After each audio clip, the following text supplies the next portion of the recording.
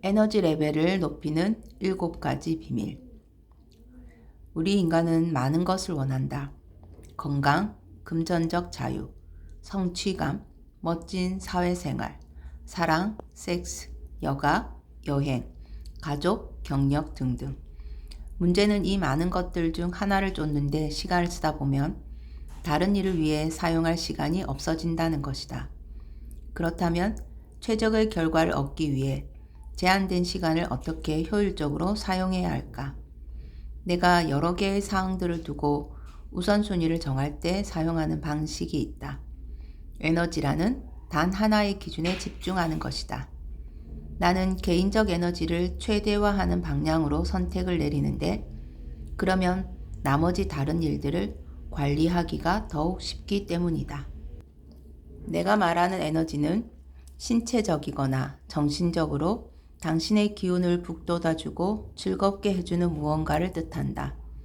특정 그림이나 음악을 접하는 순간 당신이 느끼는 그 감정, 바로 그것이다.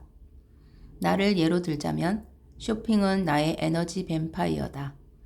북적거리는 상점에 들어서는 순간 온몸의 에너지가 빠져나가는 걸 느낀다.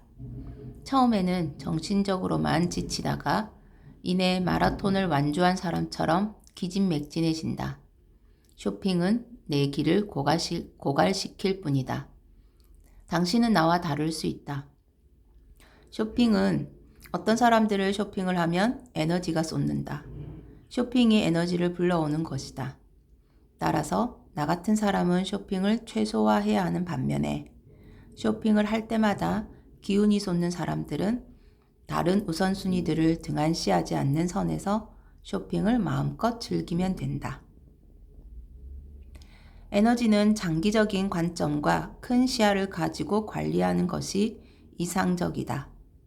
첫 번째 비밀, 자신만의 리듬을 찾아라. 생산성을 극대화할 때 가장 중요한 것 중 하나는 해야 하는 일과 정신 상태를 맞추는 것이다.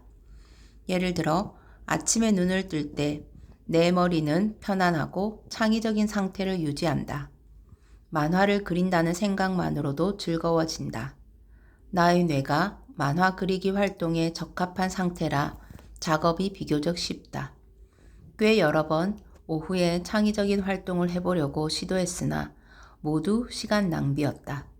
오후 2시쯤 내 머리에서 나오는 아이디어는 죄다 어디서 베낀 듯한 수준을 벗어나지 못했다. 오전 6시에 독창적인 나는 오후 2시에 복사기가 된다.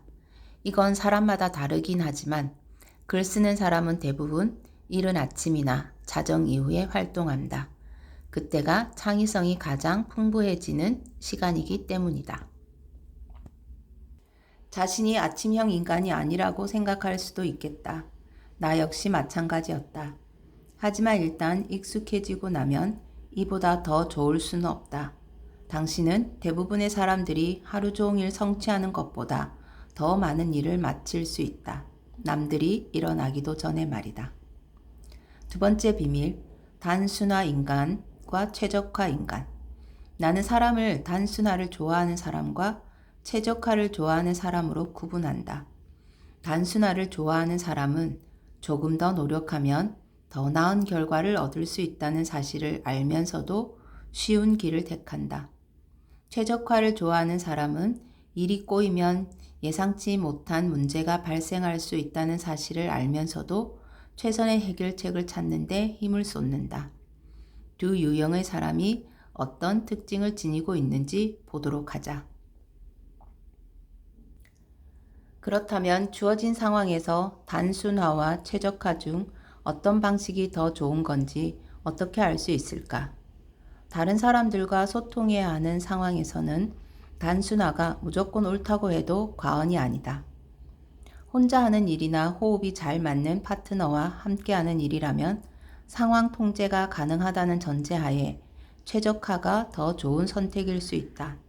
하지만 현실적으로 3시간짜리 일을 2시간 내에 끝내야 할 때도 있고 언제나 단순한 길만 선택하는 호사를 누릴 수만은 없는 노릇이다. 단순한 계획과 복잡한 계획 중에서 어떤 것이 더 좋을지 모르겠다면 단순한 계획을 선택하라. 확률이 반반일 때는 무조건 더 쉬운 걸 고르는 편이 낫다. 최적화는 구체적인 목표가 있고 자기 힘으로 모든 걸 이뤄내야 한다고 생각하는 사람에게 필요한 전략이다. 단순화는 일반적으로 세상을 시스템이라는 관점에서 바라보는 사람에게 어울린다. 가장 좋은 시스템이라고 하는 것들을 보면 간단하게 그럴 만한 이유가 있다. 복잡한 시스템은 실패 확률이 높기 때문이다. 나는 오늘도 행복하다. 못할 것도 없지. 난 참 풍족해.